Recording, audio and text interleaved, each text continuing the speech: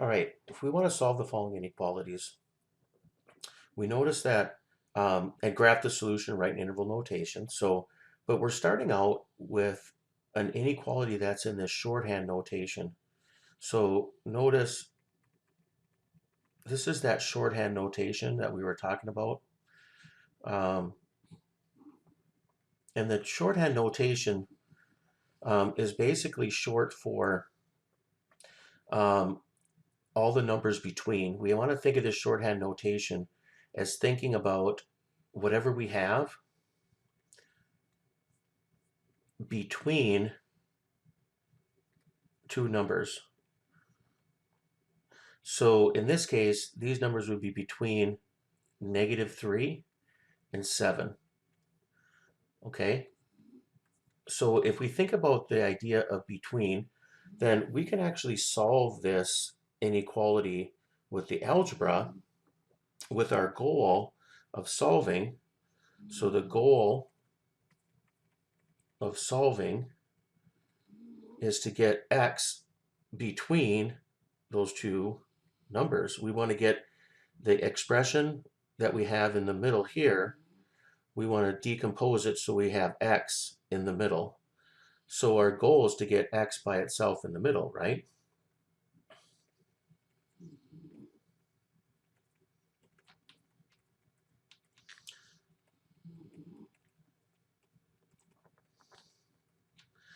So this is like an equation that has two sides to it.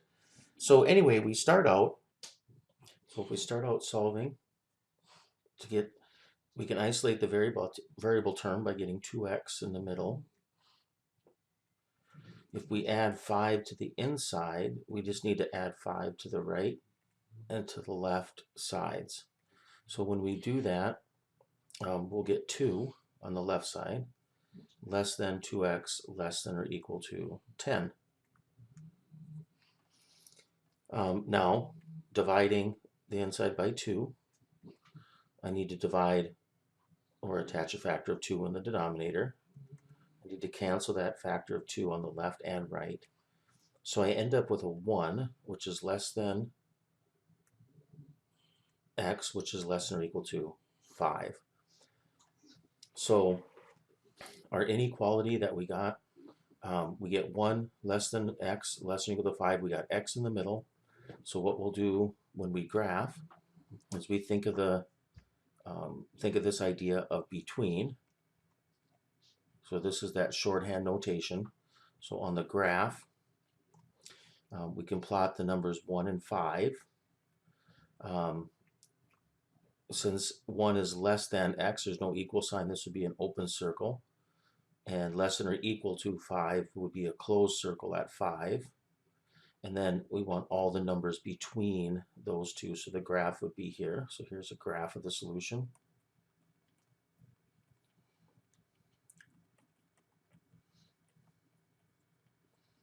And the interval notation, it would start at 1 and end at 5. We do not include 1, so we use a parenthesis on the left side, and we use a bracket on the 5.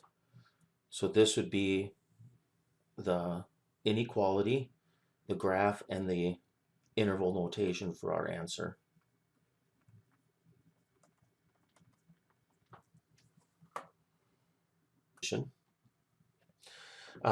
Again, our goal is to get x alone by itself in the middle. So eventually we want x in the middle.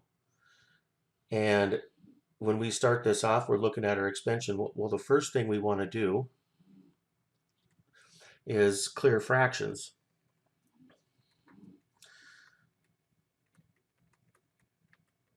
So we have fractions on both sides and in the middle. So clear fractions. So we're going to multiply the middle, left, and right, right? We're going to multiply through by the least common multiple or the lowest common denominator of all denominators. And again, when you're clearing fractions, we're thinking about canceling. So if we multiply, if we look at the denominators, 12, 6, and 4, A 12 will cancel with every one of those denominators. So we want to multiply every part of this inequality. The left side multiply by 12, the middle will multiply by 12, and then the right side will multiply by 12. So as we clear fractions, remember the canceling. So on the left side, 12 times negative 3/4, so the 4 will cancel with the 12 and it'll leave a 3. So the left side becomes 3 times negative 3, or negative 9. And that's less than or equal to, well, the middle terms, the 12 in the denominator, will cancel with multiplying by the 12. So I'm just left with the numerator, 2x minus 1. And then I have less than, and on the right side, the 6 in the denominator will cancel with the 12, but it leaves a factor of 2. So the right side would be 5 times 2, which is 10. So once we cleared fractions, we can continue to solve. We'll isolate the variable term by adding 1 to, and then both sides. So make sure, again, we want to add 1 to get the 2x by itself in the middle. And then we want to add 1 to the left side, which gives me negative 8, less than or equal to, and then that would be less than 11. And then finally, canceling the factor, dividing by 2, make sure we attach a factor of 2 in the denominator to the left and right side. We end up with negative 4 less than or equal to x, which is less than 11 halves. So this would be the inequality of our solution. It's written in shorthand notation, so we understand that it's x is between negative 4 and 11 halves, including negative 4. So the graph of the solution, again, it's really nice. We can just use this notation to graph the solution. We'd have negative 4 somewhere over here, and 11 halves, again, somewhere over here on the right side. We include negative 4 because it's less than or equal to, so we have a closed circle. And since it's less than 11 halves, it's an open circle, and all the numbers between. So again, that whole idea of between helps us graph from the inequality.